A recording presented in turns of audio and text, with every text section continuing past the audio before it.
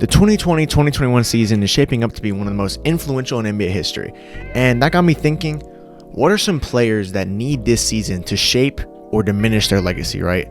So I thought of 3 NBA players that this season relies on their legacy. If they do good, their legacy will improve. If they do bad, it'll be not tarnished, but it'll diminish in NBA history. So let me get into those 3 players right now. Paul George last year did not have a great playoff run, as we all know. Infamous side of the backboard hit, going out sad 3-1 up to the Nuggets, and then they lose in 7. And the Battle of LA looked very, very promising for the regular season, and then went downhill as soon as they got eliminated. I will cut them some slack, saying that it was COVID, and we do understand that everyone had that break, but at the same time, no excuse to lose to the Nuggets in that fashion. And Paul George has not had a great playoff run ever since he got traded from Indiana to Oklahoma City, and his demeanor of playoff P has grown more and more into a meme, more or less than a threat in the playoffs.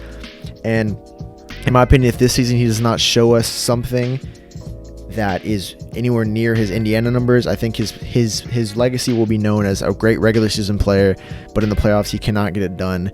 And same thing with the Clippers. I feel like if they don't get it done this season, then the Paul George trade will be one of the biggest heists in NBA history, getting 3 first-round picks from the Clippers for one player who in the end did not even get them near a championship. But if they do win this year, I feel like that'll really boost Paul George's legacy into showing that he can come back from that awful season. So that's my first player I have. And same thing, I'm going to mesh Kawhi into that.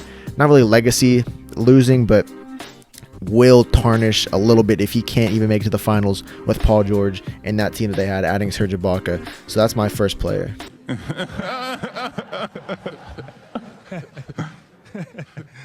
My next player I have is Damian Lillard. Now, Damian Lillard is a great regular season / playoff performer, but he hasn't done much in the playoffs that'll wow you. And the reason why is because his team has been subpar at best.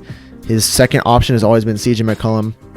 And for a few years, he had LaMarcus Aldridge, but at the end of the day, that was before he reached his prime that we know him now. This year, I see no excuses, okay? Nurkic is healthy for the first time in a while. They added Robert Covington, they desperately needed a 3-and-D wing, which they now have. CJ McCollum is still CJ McCollum.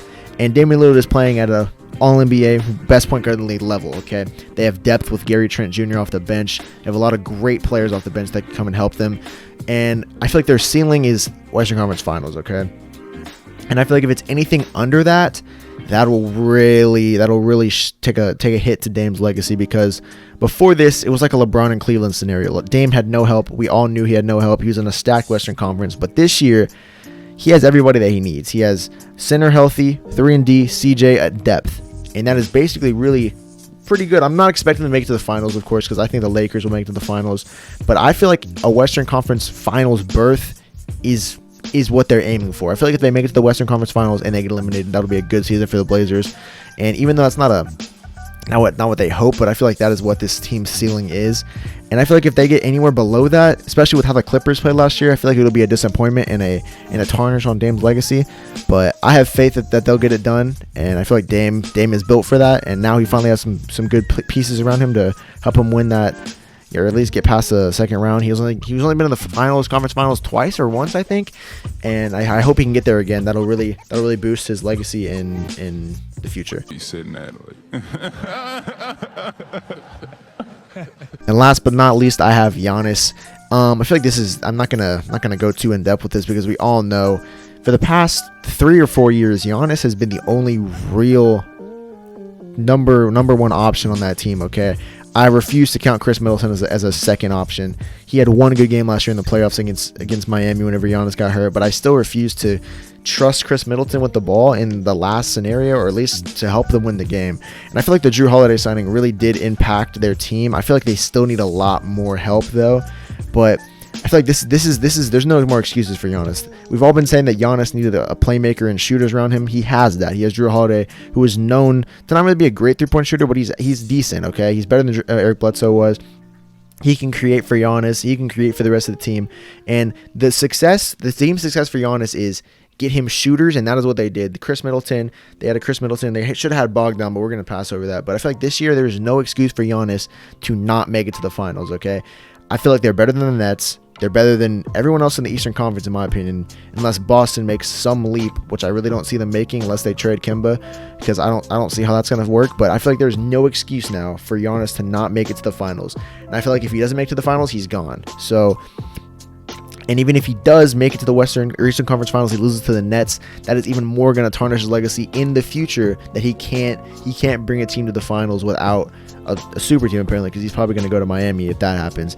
So I feel like he needs to make it to the finals with this team. They have a really stacked team, a lot of depth. This is the best year for Milwaukee to make it to the finals. I don't see them winning the championship unless Giannis and Jrue Holiday really click and Giannis makes that big leap to be able to somehow shoot.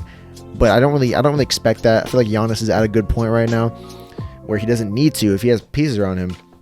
But I feel like it's finals or bust for the Bucks right now, and this is win or go home basically for their franchise at this point, because they have no first round picks after that Drew Bledsoe, what the fuck, Eric Bledsoe trade they got Jrue Holiday, and I combined the two of them together into one. But they have no really first round picks for the next couple years, and if Giannis leaves, they're gonna have a lot of aging talent around them, except for DiVincenzo. But DiVincenzo isn't really a superstar, I guess.